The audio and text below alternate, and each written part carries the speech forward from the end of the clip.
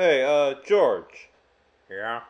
I saw your TH 134. THX1138. Yeah, that. Anyway, I wanted to make a challenge to you.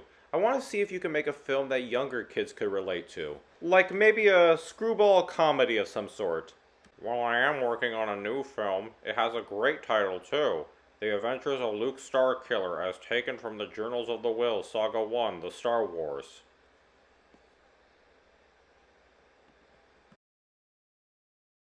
I even have the toys planned out. Listen, George, how about you make something you know on a personal level? Write what you know, you know? How about something about cars? Make it a comedy. But Francis, the toys! Hello and welcome. As you can tell by the title, I'm the obsessed movie man, O.M.M. I've had a mixed relationship with the George Lucas classic, no, not Star Wars, American Graffiti. I remember seeing it in high school and thought it was a fantastic film.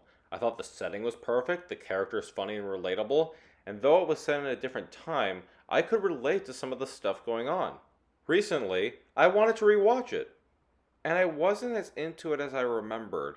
I found the characters a bit more unlikable this time around, and I wasn't as invested.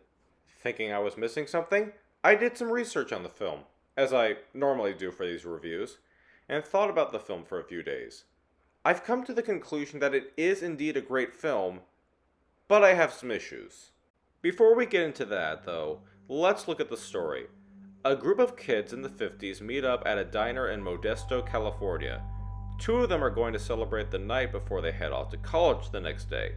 Steve is all set to go and leave his town and girlfriend Lori behind, while her brother Kurt now has some reservations and is unsure what to do. Steve asks another friend, Terry, aka Toad, to look after his car, and Toad gets into a lot of wacky shenanigans. And our last member of the group is John, a drag car racer who is well known, but is kind of not grown up. That's mostly it. We follow the kids throughout the night and the stuff they get into.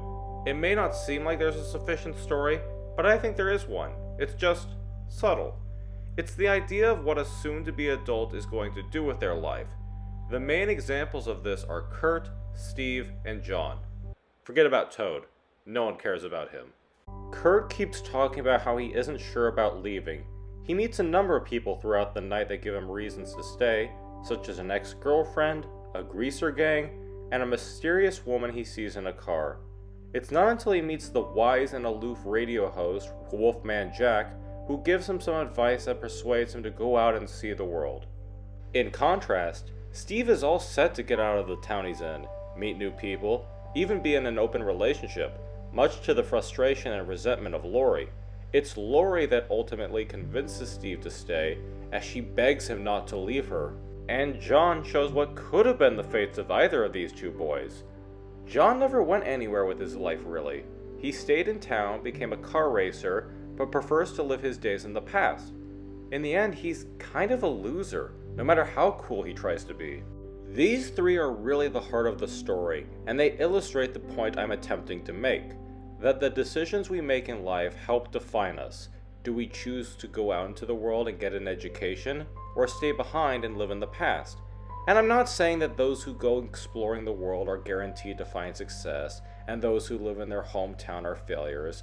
I'm saying, though, we should be mindful of where we're going in life, and that we should carefully choose what we aim to do with ourselves. With all that being said, almost all the characters are jerks. That's my main complaint. This is mostly a movie where kids are being kids, I get it, but I found most of them to be pretty unlikable. Notably Steve. The guy wants to see other girls in college while still being in a relationship with Lori, and he dismisses her feelings multiple times about it. Simply put, he's an ass. The Toad is no better, passing off Steve's car as his own and lying to a girl about himself so he can try to sleep with her. Kurt and John are not as bad, but my point still stands that most of the characters are scummy people. Moving on to something about the film I like, it's the tone. It captures the feeling of the 50s splendidly. I mean, based on what I've seen and heard about the 50s, it looks like it does. The nightlife is vibrant and full of life with flashy cars, animated youngsters, and sounds of rock music, and the radio host Wolfman Jack. There's something appealing about seeing these rowdy kids having fun throughout the town. It feels like a place where everyone knows each other's names. The analogy I have is how when you walk in the neighborhood and greet people you know, but instead you're doing it at night. And in cars. Cars are a big theme in the film. I don't personally know a lot about cars, but I can tell they are important to George Lucas and the story he's telling. Terry the Toad uses it to pick up a girl, Kurt sits on the car of a Pharaoh greaser, John is a racing champion, people are racing in cars, making out in cars, vandalizing cars, cars! There are so many cars in this film, and so much to do about cars, it's absolutely insane. But I love it. They look unique from one another, with the standout being John's car. There are also a ton of cliches and stereotypes of the 50s in the film. We've got the drive-in diner with the waitresses on roller skates, the school dance with doo-wop singers, car racers, greasers, and so on. One could argue that this is a criticism with the film, as these are considered cliches, but I would say it makes the film more authentic when it's coming from a man who grew up in the 50s and knew about this stuff firsthand. Plus, I absolutely adore these tropes. They're really fun to point out and speculate what it could have been like to live in that time. Now, I'm going into spoiler territory here, as I'm going to discuss the ending of the film. So if you don't want to know what happens, you might want to turn off the video now. Just know that while I have some problems with the characters, I do like the movie. Alright? Here we go. The last shot of the film has text saying what happens to the young men. John dies because of a drunk driver, Terry is missing in action in Vietnam, Steve is an insurance agent in the same town, and Kurt is a writer in Canada. I have a few thoughts on this simple piece of text.